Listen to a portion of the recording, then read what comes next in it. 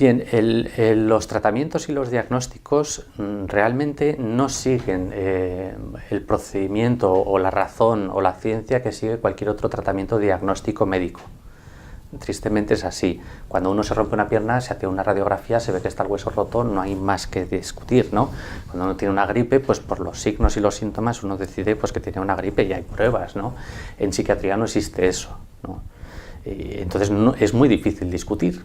Cuando un psiquiatra dice usted tiene una esquizofrenia y no ha hecho una radiografía, no ha hecho un escáner, no ha hecho una analítica, no ha hecho ni siquiera una valoración psicológica, no tienes ningún argumento para discutir, porque es su palabra contra la tuya. Es decir, y eso es un abuso científico.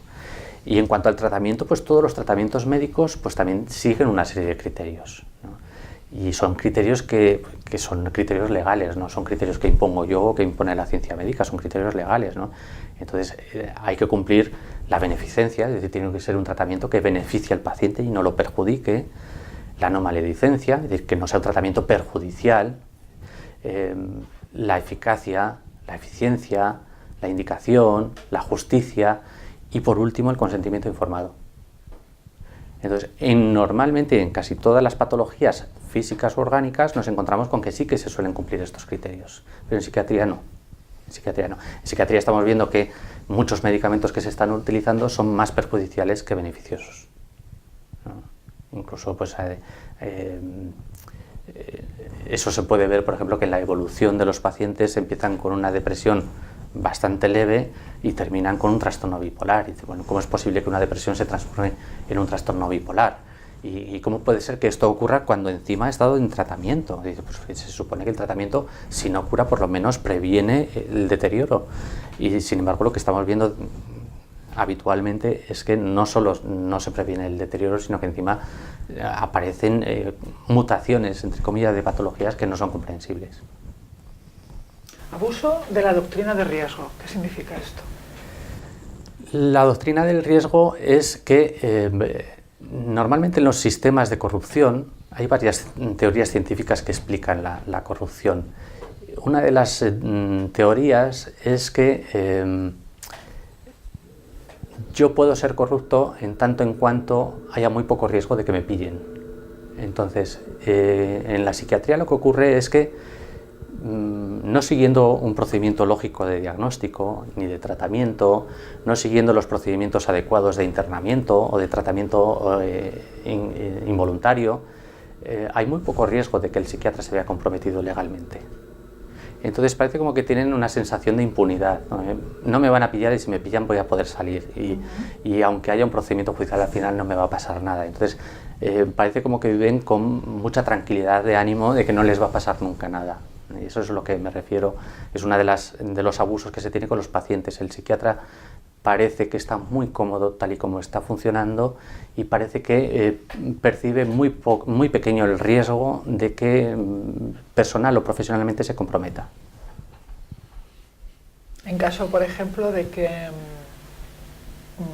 algún paciente gane un caso de los que, por ejemplo, tú puedes estar llevando, ¿les puede llegar a ocurrir algo a los psiquiatras? No. ¿Una multa o una deshabilitación? No, pues, tal y como está hoy en día es complicado. Esa sensación de impunidad es real. Es decir, es lo que... No es que sea una sensación. Sí, no, es verdad. Es la realidad. Es una impunidad entonces total. Además hay muchos trucos. Es decir, por ejemplo, yo si mañana tengo una gripe, por ejemplo, ¿no? Y el médico de urgencias o el de cabecera me da un antigripal, ¿no?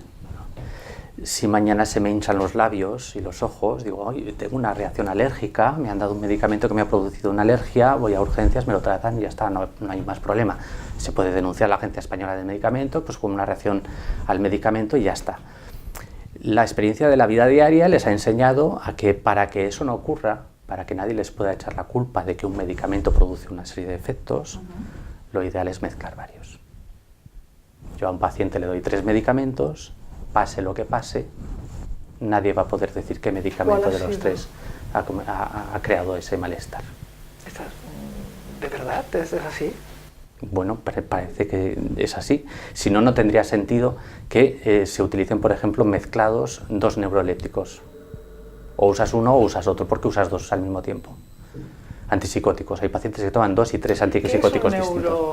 O... Un neuroleptíco es una sustancia que hace que el cerebro se enlentezca, que la dinámica cerebral vaya más despacio. Entonces el paciente piensa más despacio, reacciona más despacio, y eso lo que hace es que se tranquilicen, que no piensen demasiado, que no se agiten. ¿Y lo suelen dar de dos en dos?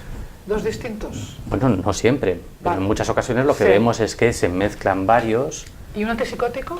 ¿Un antipsicótico? No, prácticamente es la misma historia. Se trata de quitar, son nombres, son etiquetas que se le ponen a los medicamentos, pero de alguna manera lo que van es a frenar los síntomas positivos de la psicosis. Las ideaciones, los miedos, la paranoia, etcétera, etcétera. Se dividen en distintas categorías, atípicos, típicos, de nueva generación. ¿Hay más categorías de medicamentos psiquiátricos aparte de estos dos que hemos comentado? Sí, están los antidepresivos. ¿Antidepresivos qué hacen? Lo contrario, ¿serían, es como la píldora de la felicidad? ¿O? Sí, bueno, están todos basados en parte en hipótesis científicas sobre la transmisión de dopamina, de serotonina, de neurotransmisores. En parte son hallazgos casuales, ¿no? Por ejemplo, algunos antipsicóticos son derivados de unos antiparasitarios para cerdos, ¿no? Se vio que algunos antiparasitarios para cerdos atontaban al cerdo, y entonces digo, pues esto lo podemos utilizar con seres humanos que están muy agitados, les damos el antiparasitario y entonces se tranquilizan. Ese fue, por ejemplo, el primer hallazgo, el primer antipsicótico que se utilizó en seres humanos fue ese hallazgo de unos psiquiatras que tenían una granja de cerdos, ¿no? Así se descubrió ese medicamento. Una gran investigación tuvieron que llevar a cabo, por lo que veo. Bueno, acierto error, ¿no? Vamos a hablar un poquito de los problemas más frecuentes que estás detectando a nivel jurídico, ¿no? Tú tienes muchos clientes y nos puedes poner también bastantes ejemplos, aunque no nos digas el nombre de las personas, de cosas con las que se están encontrando, ¿no? Por ejemplo. Bueno, pues aparte de lo que ya hemos dicho, de los diagnósticos no consentidos, ¿no? Que es una parte muy triste para el paciente, es decir, yo voy al psiquiatra a contarle mi historia sobre mis problemas con mi mujer o con mi trabajo, y el psiquiatra me pone una etiqueta, ¿no? Eso es uno de los graves problemas, y pelear contra ello jurídicamente es bastante complejo. Hay que reclamar al psiquiatra, hay que luego reclamar a la Consejería de Sanidad de la comunidad autónoma correspondiente, y suele ser bastante complicado, ¿no? Eso es uno de los graves problemas. O sea, una vez tienes un diagnóstico ya es como que es muy difícil, te acompaña para siempre. Sí. Porque les debe de salir ahí en rojo cuando miran tu ficha los médicos en la pantalla, ¿no? Sí, les bueno, aparte de que sale en rojo, dice, bueno, pues es un poco la pereza intelectual. Dice, pues si un compañero ha visto una esquizofrenia, pues por algo será. Y no se preocupan por valorar realmente. Una de las cosas más graves que estamos viendo es que en psiquiatría se producen muchos diagnósticos de arrastre. Hay un primer psiquiatra que hace un diagnóstico, y luego todos los demás psiquiatras que ven a ese paciente no lo cuestionan. Y cuando el paciente aparece en urgencias con lo que parece ser el efecto secundario de los medicamentos antipsicóticos que se le está dando, lo que hace el psiquiatra es ignorarlo todo y decir, no, bueno, este es un paciente esquizofrénico, no le vamos a dar más vueltas al asunto. Es algo que ya está claro. Y lo que sí que se ve muchas veces es que si algún médico, algún psiquiatra atendiese a esta persona adecuadamente con criterio médico y analizase realmente la situación, sería fácil que se diese cuenta de que el peor mal que está pasando el paciente es el efecto secundario del medicamento, no la patología. Sin embargo, se produce este fenómeno que llamamos el diagnóstico de arrastre una vez que un psiquiatra ha estigmatizado a un paciente con un diagnóstico, es muy difícil que otro psiquiatra le lleve la contraria. O sea que los efectos secundarios son interpretados como parte de la enfermedad que se ha diagnosticado inicialmente, digamos, en lugar de darse cuenta de que son efectos, ¿no? En primer lugar, lo que se hace es ignorarlos. Ignorarlos. El paciente lo dice, desde que tomo este medicamento me pasa esto. No, se ignora. Es más, lo que se suele hacer bastante, y es muy desagradable cuando eres un profesional sanitario, es que este tipo de cosas que dice el paciente al médico no se escribe en la historia médica. Y eso es una cosa ¿Por el hecho de tener un diagnóstico mental, psiquiátrico? No, porque no se tienen en cuenta. Reconocer el efecto secundario de un medicamento sería comprometer un poco la historia clínica del paciente. Y a futuro sería peligroso. Yo creo que por prudencia el médico evita inscribir aquellas cosas que profesionalmente le pueden comprometer. Y se ve mucho sobre todo en pacientes que tienen problemas mentales derivados del uso de drogas. Llegan a urgencias, han fumado marihuana, han tomado anfetaminas, han tomado cocaína y eso no se refleja en la hoja. Porque si se refleja en la hoja que este paciente ha llegado en urgencias después de haberse fumado unas hierbas, el tratamiento es evidente. Que descanse, esperar una semana y no hacemos más. Pero si eso lo disfrazamos de un trastorno psicótico, de una enfermedad mental, lo ingresamos, le ponemos un tratamiento, tenemos un paciente ya para años. Parece que haya un interés especial en hacer más pacientes psiquiátricos, o bueno, sencillamente que es más cómodo. La medicina hoy en día, desgraciadamente, funciona así, funciona manteniendo una clientela. En muchas áreas de la medicina lo que se tiende es a cronificar las patologías, porque es más rentable económicamente para el médico y para el sistema tener a un diabético crónico que a un diabético al que se le corrige sus hábitos alimentarios y se recupera más o menos bien, ¿no? Me refiero a la diabetes tipo 2, hay una diabetes que es más difícil de corregir, ¿no? Pero sí, a lo que se tiende últimamente, en las últimas décadas, es a cronificar patologías y no a buscar soluciones. Entonces, es más rentable para la sanidad pública y para el médico mantener a una persona que fuma marihuana como enfermo psiquiátrico, porque produce un rendimiento económico muy interesante para el sistema y para el médico, que reconocer que no es un enfermo psiquiátrico, sino que es una persona que tiene una serie de vicios que le comprometen físicamente y mentalmente. O sea que, por lo que dices, casi da un poco de miedo ir al médico cuando uno tiene algún síntoma, a lo mejor, que puede considerar que es mental. Bueno, pues como ir al abogado. Sí, también da miedo. Sí.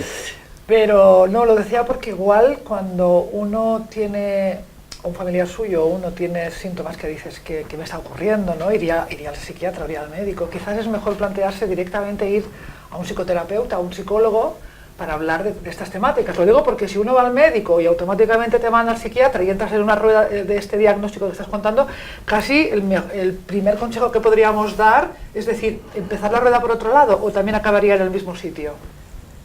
No sé si me explico. Sí, te he entendido. Digo, un poco para evitar entrar en esta rueda, porque cuando tienes el sello del diagnóstico, luego ya... Lo que pasa es que ahí se mezclan muchas cosas, se mezcla el ambiente familiar, la propia personalidad del interesado, sus propios convencimientos, lo que yo veo, el gran problema es que la persona que se encuentra en una situación de crisis emocional o mental, si entra dentro de esta dinámica es porque realmente él personalmente carece de recursos, le faltan fundamentos en su vida, ¿no? Entonces es difícil, no sabría cómo decirte cómo se podría manejar mejor la situación, ¿no?